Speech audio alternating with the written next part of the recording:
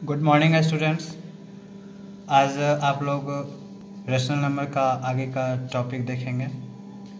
उसमें हमको operations of rational number पढ़ना है। ऑपरेशन ऑफ रेशनल नंबर में आपको पता है कि मैथमेटिक्स में बेसिकली 4 ऑपरेशंस होते हैं। पहला एडिशन, दूसरा सब्ट्रैक्शन और तीसरा मल्टीप्लिकेशन और नेक्स्ट डिवीज़न। एडिशन में हम लोग को आज पढ़ना है कि इसके रेशनल नंबर के एडिशन किस तरह से वर्क करते हैं, रेशनल नंबर में किस तरह का फंक्शन होता है, वो किस तरह से काम करते हैं। तो फर्स्ट केस है कि एडिशन ऑफ रेशनल नंबर में अगर किसी रेशनल नंबर के डिनोमिनेटर सेम हो, if the denominator of rational number are same, अगर किसी डिनोमिनेटर के रेशनल नंबर सेम हो then we add the numerators, तब हम उसके नंबरेटर को ऐड कर देते हैं। And divide by common denominator, और उनके कॉमन डिनोमिनेटर से भाग दे देते हैं। इसका एक एग्जांपल या फिर अलजेब्रिक टर्म में ऐसे देखें कि a by B plus c by B equals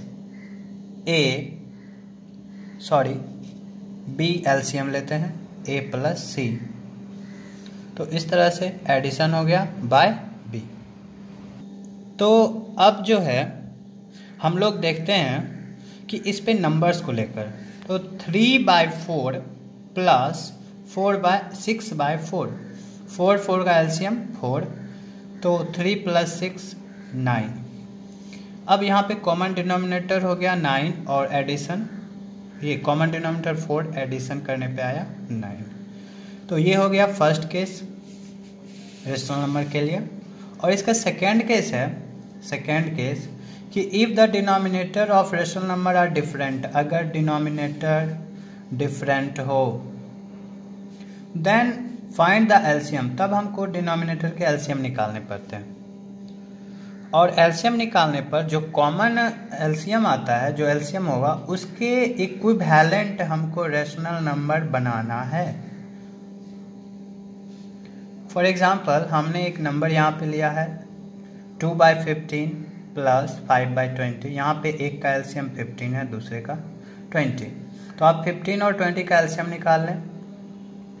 15 और 20 का एलसीएम कितना आ रहा है, तो 5 × 3 × 5 टाइम्स में, तो 5 3 4, 5 3 जा 15, 4 जा 60, तो एलसीएम आ गया 60।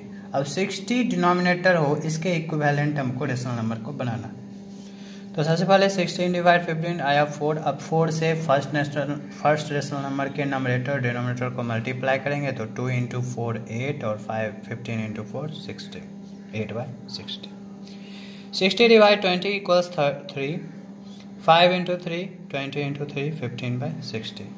तो हमारे जो रेशनल नंबर थे 2/15 और 5/20 ये कन्वर्ट हो गए हैं लाइक टर्म्स में, इसके डिनोमिनेटर सेम हो गए हैं, तो हो गया 8/60 एंड 15/60।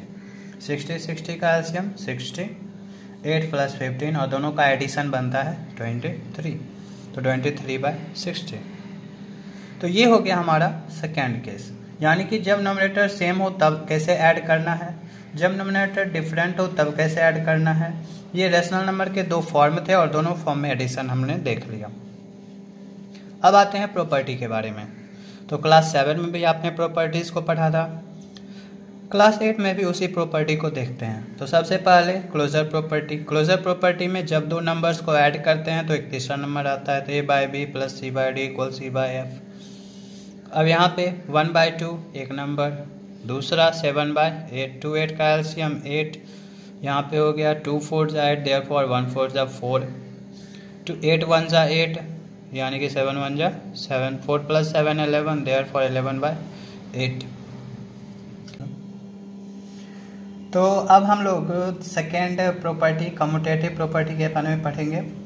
कम्यूटेटिव प्रॉपर्टी में क्या होता है कि 2 नंबर्स को ऐड करते हैं और उसको रिवर्सली, यानी कि उसको आपस में ऑर्डर से बदल देते हैं।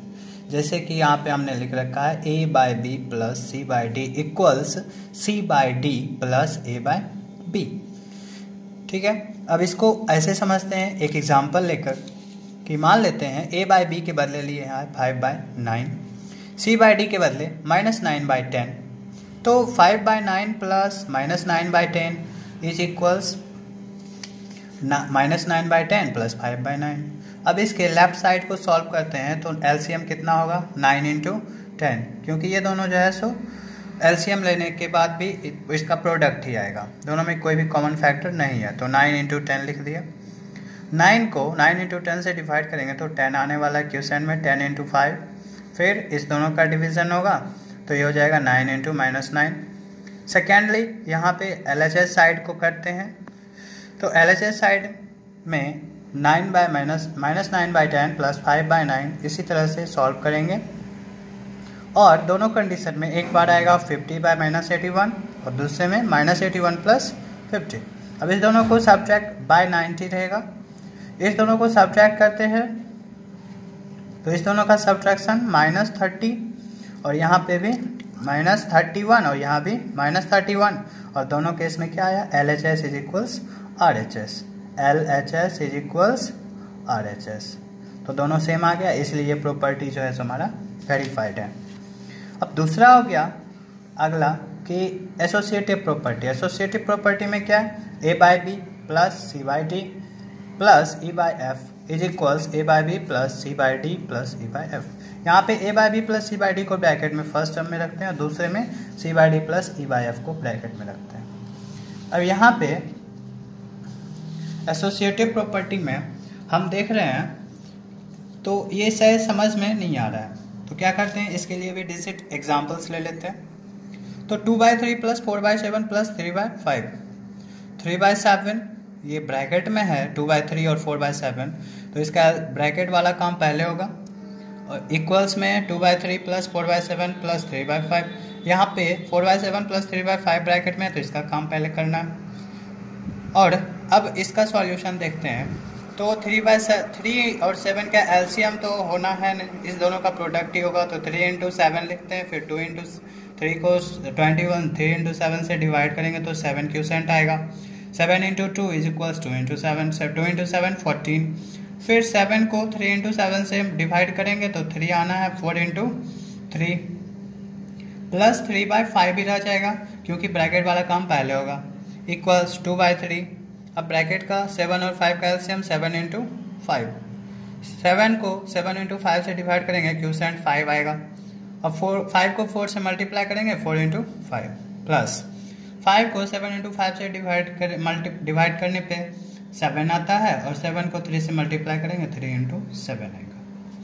अब इसके बाद इस साइड को ऐड करते हैं, 14 और 12 कितना आना है, 14 + 12 26, 14 + 12 26 बाय 21 प्लस 3/5, यहाँ पे 20 + 21 20 + 21 बाय 35, ये ब्रैकेट में रहेगा, और सॉल्यूशन करने पे आ गया यहाँ पे 2/3 प्लस 41/5, तो हमारा नेक्स्ट हो गया स्टेप ये 26/21 प्लस 3/5 इक्वल्स 2/3 प्लस 41/35। अब इस दोनों टर्म का एलसीएम 21 और 5 का एलसीएम आना है, तो 21 × 5 लिखेंगे, दैट इज 105। 21 को 105 से डिवाइड करेंगे 5 × 26 130, 5 को 105 से डिवाइड करेंगे तो आना है 21 को 3 से मल्टीप्लाई करेंगे 63। उसके बाद यहाँ पे 3 को 105 से डिवाइड करेंगे तो आएगा 35, 35 × 2 35 × 2 70, 35 को 105 से डिवाइड करेंगे 3 आएगा, और 3 41 से मल्टीप्लाई हुआ तो 123। अब इन दोनों का एडिशन होता है तो 130 और 63 तो 193/105 और 70 + 123 इट इज़ ऑल्सो 193/105। तो यहाँ पे क्या हो गया LHS is equals RHS।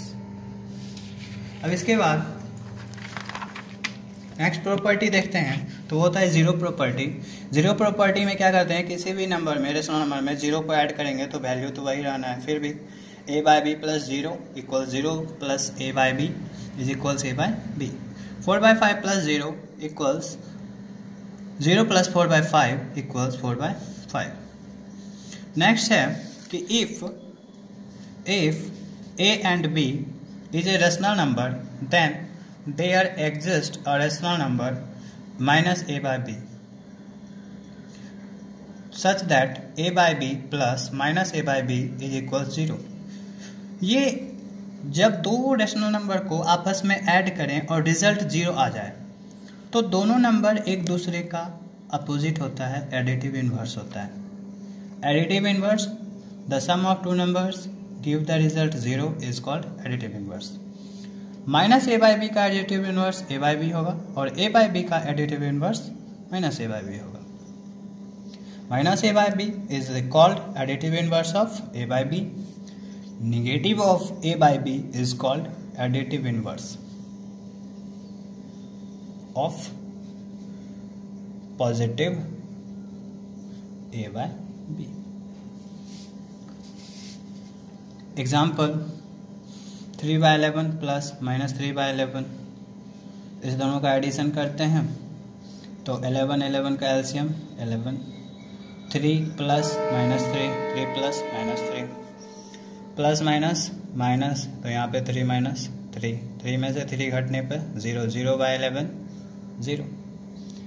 So 3/11 + -3/11 is equals 0, hence 3/11's additive inverse is -3/11। अब होता है सब्ट्रैक्शन एडिशन के बाद, तो सब्ट्रैक्शन के बारे में थोड़ा सा इन्फॉर्मेशन दे देते हैं। इसके आगे की चर्चा, इसके प्रॉपर्टीज़ को हम लोग अगले क्लास में पढ़ेंगे। तब तक आप लोग जो है इससे रिलेटेड जो भी क्वेश्चंस होंगे फर्स्ट एक्सरसाइज को सॉल्व करेंगे और सब्ट्रैक्शन के बाकी प्रॉपर्टीज़ को अगले वीडियो में देखा जाएगा। If a by b and c by d are two rational numbers, अगर a by b और c by d दो रेशनल नंबर हो, then subtracting c by d, तो c by d को घटाया जाता है a by b से। From a by b means adding the additive inverse of c by d, यानी कि c by d का additive inverse a by b में ऐड होता है। जैसे मान लो कि 3 में से 2 को माइनस करना है, इसका मतलब होता है 3 + -2। 2 का एडिटिव इनवर्स -2 है और उसको हम ऐड करते हैं 3 में। इसी चीज़ को यहाँ पे लिखा गया है कि a by b and c by d are two rational numbers, then subtracting c by d from a by b, subtracting c by d from a by b means adding the additive inverse of c by d। ठीक है, अब इसके बाद इसके examples को देखते हैं। तो मान लेते हैं कि एक टर्म है 4/5 प्लस -9/11। इन दोनों नंबर्स को सब्ट्रैक्ट ऐड करना है, तो प्लस माइनस -4/5 -9/11, 11 5 का एलसीएम, सेम कंडीशन है, उसी तरह से सॉल्व करते हुए -1/5 तक आ जाते हैं। यहाँ पे हमने देखा है कि जिस तरह से सॉल्यूशन किया गया है आपको उसका पूरा का पूरा डिस्क्रिप्शन मिल गया।